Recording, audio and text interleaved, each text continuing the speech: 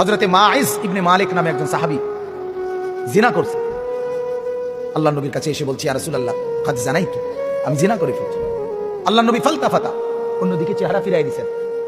আবার তিনি বললেন ওইদিকে ফিরে গিয়ে, ইয়া রাসূলুল্লাহ আমি জিনা করেছি। নবীজি আবার চেহারা আরেক দিকে ফিরাই নিলেন। উনি আবার বললেন, ইয়া রাসূলুল্লাহ আমি জিনা করে ফেলেছি, আমাকে শাস্তি দেন, আমার উপরে হদ শরীয়তের বিধান কায়েম করেন, আমার আখিরাত পরিষ্কার করে দেন, আমার আখিরাত বরবাদ হয়ে যাবে নাই তো, আমি এখন ফয়সালা বিচার মানতে রাজি, আমার রায় এখন করে দেন। আল্লাহ নবী সাল্লাল্লাহু আলাইহি সাল্লাম তিনবারের পরে সাহাবীদেরকে বললেন খোঁজ নাও সত্যি কিনা। খোঁজ নিয়ে দেখছে সত্যি ঘটনা। আল্লাহ নবী সাল্লাল্লাহু আলাইহি সাল্লাম বলছেন গর্ত খনন করো।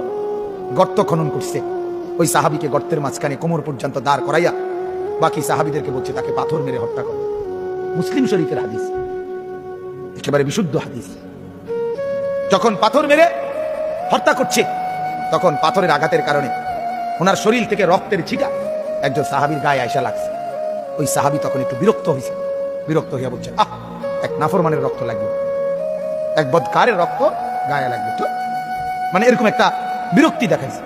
সাথে সাথে আল্লাহ নবী সাল্লাল্লাহু আলাইহি ওয়াসাল্লাম নবীজি বললেন, হে সাহাবী তুমি এটা কি বললা, কি বললা? আমার এই মায়েজ গোটা পৃথিবী যা জানতো না, নিজের অপরাধ নিজে স্বীকার করে নিজের শাস্তি নিজে গ্রহণ করে তওবা করছে, এটাই তো তার শ্রেষ্ঠতম তওবা। আখিরাতের ভয়ে নিজেকে শাস্তির সামনে পেশ করে দিছে। আল্লাহর নবী তখন বললেন, লাকাদ তাবা তাওবাতান, আরে সাহাবীরা শোনো, আমার এই সাহাবী এই মুহূর্তে এমন তওবা করছে, এটা তার এমন তওবা, লাউ কুসিমাত জামিউল আরদি লা ওয়াসাত, যদি তার এই তওবা বাইটা বন্টন করে পৃথিবীর সমস্ত নাফরমানের গুনার মোকাবেলায় তার তওবা যদি বন্টন করে, আল্লাহ তাআলা সবাই মাফ করে দিবেন। তার তওবা এত ভারী, কারণ সে তো নিজের অপরাধ নিজে কি করছে, স্বীকার করে নিছে।